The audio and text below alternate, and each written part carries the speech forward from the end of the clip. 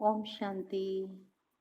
आज हम सभी को मीठे मीठे बाबा ने वरदान दिया। बाप की याद द्वारा असंतोष की परिस्थितियों में सदा सुख व संतोष की अनुभूति करने वाले महावीर भव। सदा बाप की याद में रहने वाले हर परिस्थिति में सदा संतुष्ट रहते हैं, क्योंकि नॉलेज की शक्ति के आधार पर पहाड़ माफिक परिस्थिति भी राई अनुभव होती है। राई अर्थात कुछ नहीं। कहाँ पहाड़ जैसी परिस्थिति, तो पहाड़ और राई उसमें बहुत अंतर है। कहाँ राई जैसी हो जाना। चाहे परिस्थिति असंतोष की हो, दुख की घटना हो, लेकिन दुख की परिस्थिति में सुख की स्थिति रहे, तब कहेंगे महावीर। कुछ भी हो जाए, नथिंग न्यू के साथ साथ बाप की स्मृति से सदा एक रस स्थिति रह सकती है। फिर दुख अशांति की लहर भी नहीं आएगी। तो आज बाबा हम बच्चों को हर परिस्थिति में संतुष्टता का अनुभव करना है, सुख की स्थिति का अनुभव करना है, वो बाबा हमें वरदान दे रहे हैं। महावीर बनना है। तो इस पर थोड़ा सा विचार चला कि हम सब ब्राह्मण बच्चों के जीवन में कई रूपों में परिस्थितियां आती हैं। परिस्थितियों के सब रूपों की अभी हम चर्चा नहीं कर सकते हैं, लेकिन एक बात, हम सभी सामाजिक प्राणी हैं। बाबा के सेवा केंद्र भी शहरों में हैं। हमें अनेक आत्माओं के संबंध संपर्क में आना पड़ता है। आप सब ऑफिस में कोई जाते हैं, कोई घर परिवारों में है,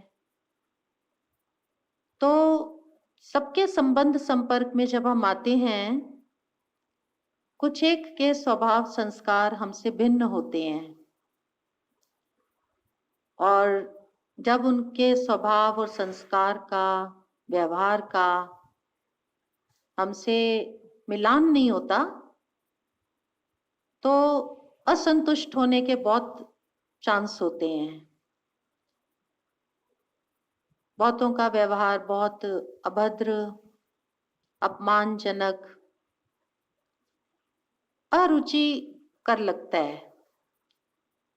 हम खिन खिन सा महसूस करते हैं। हमें उनके संपर्क में आना, हमें ऐसे लगता है कि जैसे ये हमारी इज्जत पर ही हाथ डाल रहे हैं। ये तो कुछ भी कह देंगे, कुछ भी बोल देंगे। उनका व्यवहार हमें अप्रिय लगता है। तो कई बाबा के बच्चे भी उस समय ऐसा सोचते हैं कि इससे तो अलग ही रहना ठीक है, हम अलग ही अपनी खिचड़ी पका लें। लेकिन आज बाबा कहते हैं, अगर आप उनसे अलग अलग रहने लग जाते हो, तो बाबा ने हमें ये नहीं सिखाया। इसको तो ऐसा कहेंगे कि हम योग के पुरुषार्थ में फिर फेल हो गए।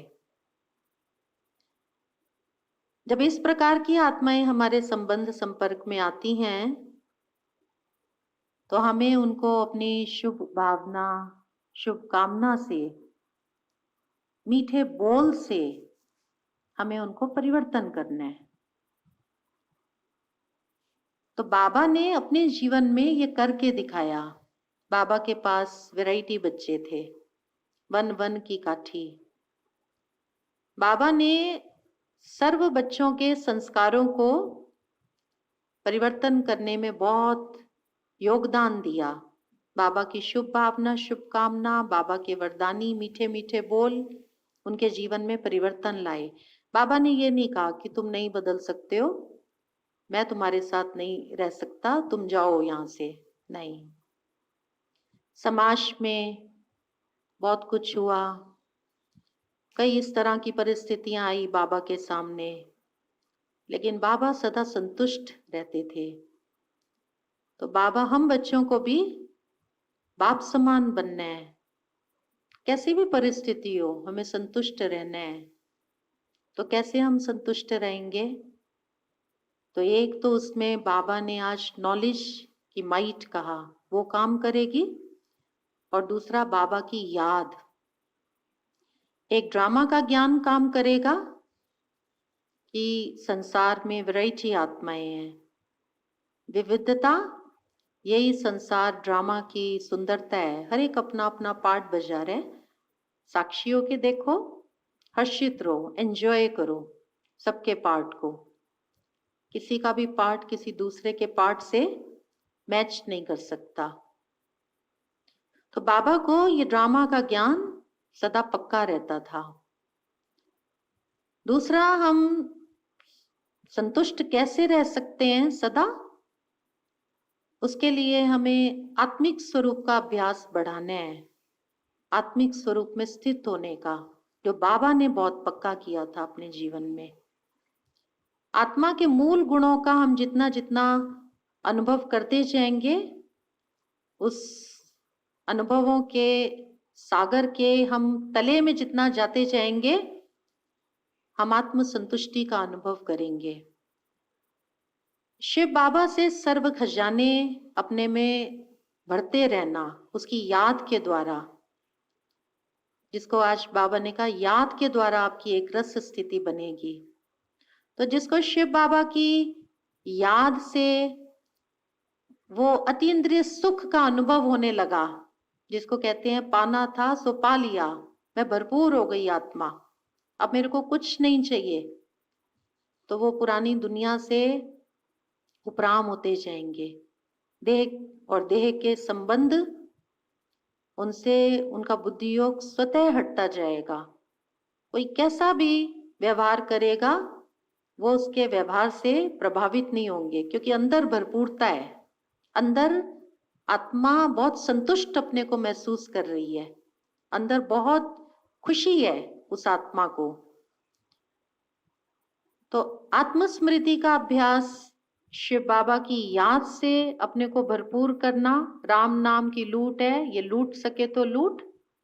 और ड्रामा का ज्ञान, ये हमें बहुत बहुत संतुष्ट करेगा। सहनशीलता और चीज है, लेकिन संतुष्टि और चीज है।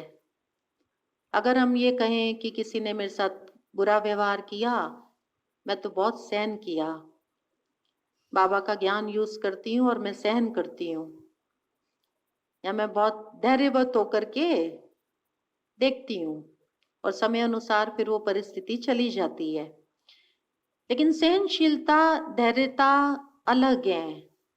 कर्मों का हिसाब किताब मानकर सहन करते रहना, वो अलग पार्ट है। संतुष्टि, वो अंदर की आत्मा की तृप्ति का भाव है। हम अंदर से कितने तृप्त हैं, भरपूर हैं, हम अंदर से कितने संतुष्ट हैं, तब हमें किसी का भी व्यवहार प्रभावित नहीं कर सकता। एक बात, हम दूसरों के व्यवहार के कारण असंतुष्ट होते हैं, और राई जैसी बात को पहाड़ भी बना देते हैं, पर नॉलेज की लाइट माइट और बाबा की याद की माइट से हम उस पहाड़ जैसी बात को राई समान अनुभव करेंगे। राई तो क्या, बाबा कह रहे हैं रुई जैसा आपको लगेगा, बहुत हल्का। और दूसरी बात, अगर हम अपने संस्कार स्वभाव से असंतुष्ट हैं, कोई कोई दूसरों के स्वभाव संस्कार से असंतुष्ट होते हैं, और हम अपने भी संस्कार स्वभाव से असंतुष्ट होते हैं, तो शॉर्ट में तो इतना ही कहना चाहूंगी, हम अपने जिन संस्कार स्वभाव से असंतुष्ट रहते हैं, हम उन संस्कार स्वभावों को अपने चेक करें और उनको परिवर्तन करें, परिवर्तन करते चले जाएं, तो उससे हमारी आत्म संतुष्टि बढ़ती जाएगी। और अगर हमें अपने को परिवर्तन करना नहीं आ रहा, तो हम अपने से ज्ञान मार्ग में जो बड़े हैं उनकी मार्ग प्रदर्शना प्राप्त करें, तो हमारे में बदलाव आता जाएगा। तो आज बाबा ने जो ये कहा कि संतुष्ट रहो, जो संतुष्ट रहते हैं वही महावीर हैं। तो हम बाबा के बच्चे कौन हैं? महावीर।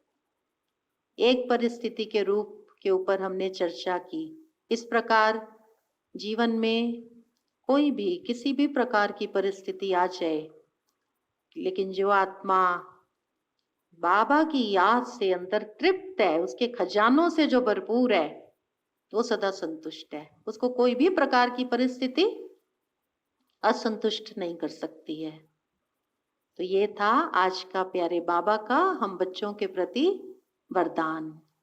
ओम शांति।